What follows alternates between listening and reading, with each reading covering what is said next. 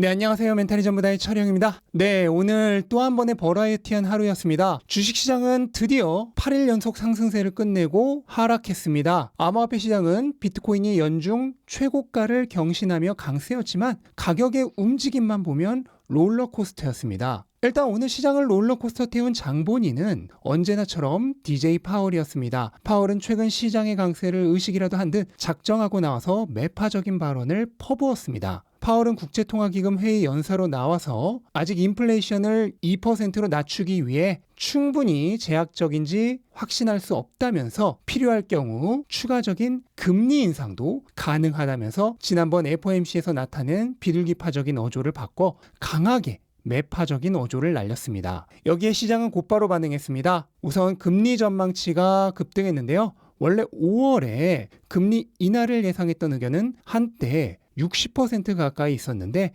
이게 30% 정도까지 반토막이 났습니다. 그리고 잘 내려가던 10년물 채권 수익률도 급등세로 바뀌었습니다. 바로 이러한 영향 때문에 주식시장과 암호화폐 시장이 모두 파월의 발언을 기점으로 급락했습니다. 롤러코스터를 직접 태워준 것인데요.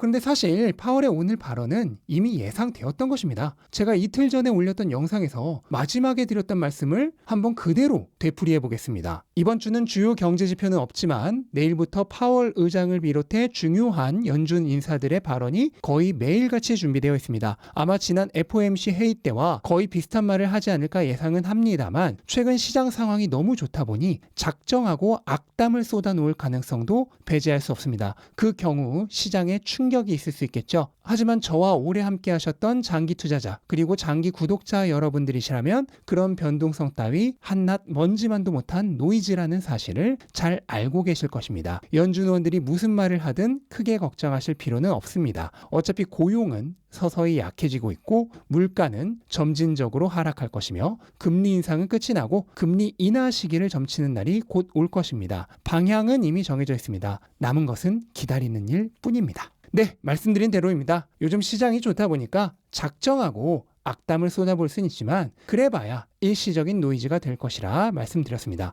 그럼 지금의 제 의견은 어떨까요? 똑같습니다. 파월은 시장이 지난 FOMC 이후 너무 흥분한 것처럼 보이자 일부러 오늘 작정하고 매파적 발언을 한 것입니다. 하지만 그렇다고 해서 바뀌는 것은 아무것도 없습니다. 고용은 이미 약해지고 있고요. 물가는 점진적으로 하락할 것입니다. 그리고 곧 금리 인하 시기를 따지게 될 것입니다. 금리 인상 더 할 수 있다는 건 그냥 협박입니다. 현재 시장은 금리 인상 가능성은 거의 믿고 있지 않습니다. 이것도 오늘 파월 발언이 있어서 급등한 것이고 아마 며칠 지나면 금리가 더 오를 가능성은 다시 10% 이하로 내려갈 것입니다. 그러니까 노이즈란 얘기죠. 그리고 이런 노이즈에 흔들리지 말라고 계속 말씀을 드리고 있는 것입니다. 네, 그리고 오늘 비트코인은 결국 36,000달러의 깃발형 패턴의 저항선을 깨고 38,000달러에 도달하면서 연중 최고가를 다시 썼습니다. 한국거래소 기준으로는 드디어 5천만 원을 달성했습니다.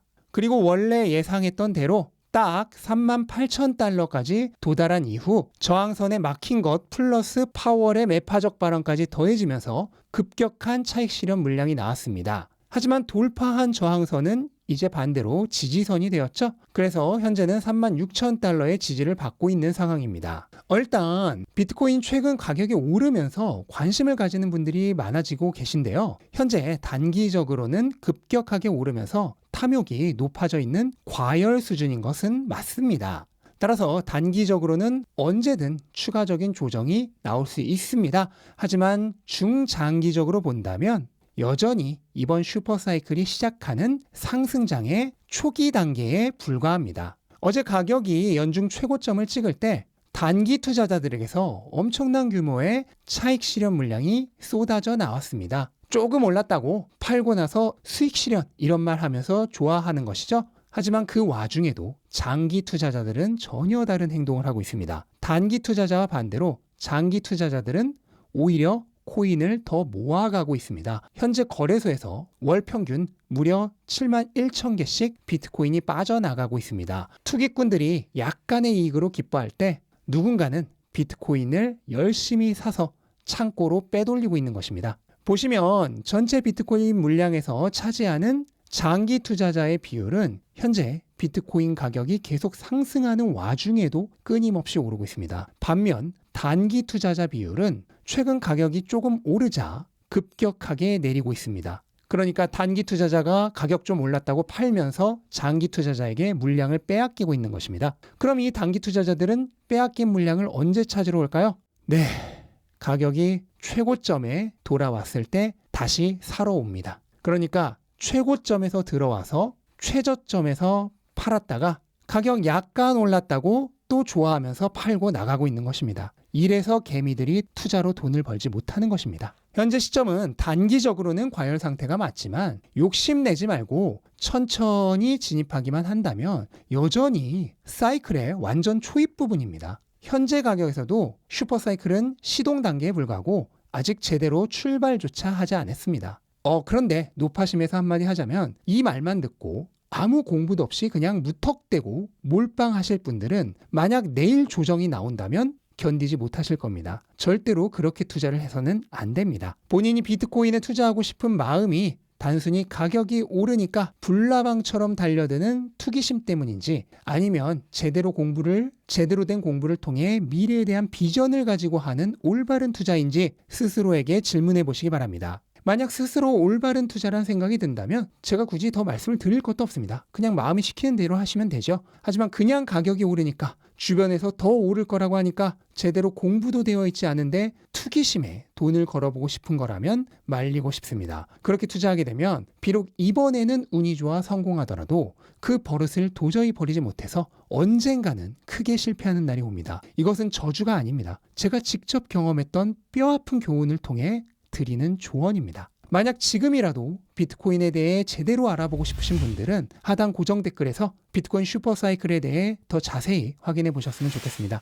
이해가 되지 않던 모든 부분이 완벽하게 명확해질 것이고 투기가 아닌 확신에 의한 투자를 하실 수 있게 되실 겁니다. 다시 말씀드리지만 아직도 진짜 슈퍼사이클은 시작도 하지 않았습니다. 저는 이 말씀을 비트코인 가격이 1만 달러대일 때부터 드려왔습니다. 그리고 지금은 거의 2배가 올랐죠? 하지만 정작 가격이 쌀 때는 들으시는 분들이 거의 없다가 가격이 오르니까 이제서야 듣기 시작합니다. 나중에 기회가 거의 닫히고 나서야 훨씬 더 많은 분들이 몰려와서 지금이라도 비트코인에 투자해도 되냐고 물어올 것입니다. 기회가 있을 때 잡으십시오. 제대로 공부할 마음이 있으시다면 아직 문은 열려 있습니다. 네, 그리고 오늘 시장이 전반적으로 안 좋긴 했지만 테슬라는 오늘 또 유독 크게 하락했는데요. 특별히 개인적인 악재가 있었다기보다는 전반적인 향후 전기차 시장에 대한 전망이 나빠지면서 오늘 전기차주가 대체로 다 크게 내렸습니다. 실제로 전기차에 대한 수요는 작년 3분기부터 거의 답보 상태입니다. 전 세계적으로 보면 그래도 평균적으로는 조금씩 증가하고는 있지만 원래 기대했던 스피드는 분명 아닙니다. 이것은 아마도 사람들의 심리적 문제인 것 같습니다. 얼리 어답터 성향을 지닌 사람들은 빠르게 전기차를 구매했습니다. 하지만 보수적인 성향의 사람들은 여전히 전기차 구매를 꺼려하고 있습니다. 그리고 이 사람들은 좀처럼 전환을 하고 있지 않습니다. 따라서 얼리 어답터층의 구매가 다 끝나고 나자 생각만큼 빠르게 전기차 판매가 늘지 않고 있는 것입니다. 이런 전망으로 인해 테슬라의 경우 올해까지는 목표치를 달성할 수 있겠지만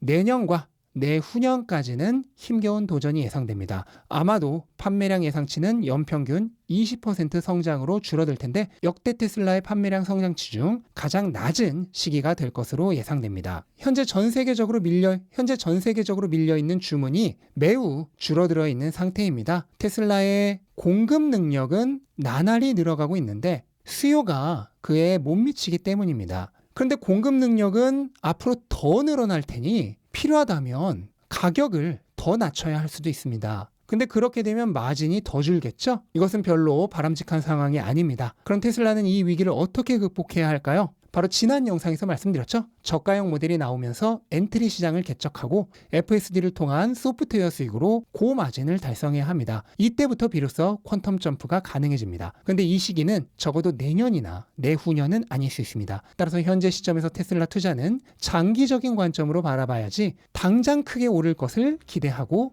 투자해서는 안 되는 시점이라는 점을 말씀드리고 싶습니다. 네, 이렇게 오늘 하루 정리해봤습니다. 오늘 파월 발언의 여파가 언제까지 이어질지는 알 수 없습니다만 단기적 노이즈란 것은 분명합니다. 항상 단기적 변동이 아닌 장기적 방향성을 보셨으면 좋겠습니다. 우리에게 주어진 기회는 얼마든지 많이 남아있습니다. 조급하게 생각할 필요 전혀 없습니다. 손안에 쥐고 있는 대상에만 너무 골몰하지 마시고 고개를 들어 주변을 한번 넓게 둘러보시기 바랍니다. 집착하고 있을 때 미처 보지 못했던 새로운 세상이 눈에 들어오기 시작할 것입니다. 그렇게 멀리 볼 수 있게 되었을 때 비로소 완성된 투자자로 거듭나는 과정을 거치는 것입니다. 지금 보이는 것이 아니라 앞으로 펼쳐질 모습을 보십시오. 세상은 미래를 볼 수 있는 사람에게 주어지는 것이니까요. 네, 이것으로 오늘 영상 마치겠습니다. 영상 도움되셨다면 구독과 좋아요 부탁드리고 즐거운 하루 되시기 바랍니다. 감사합니다.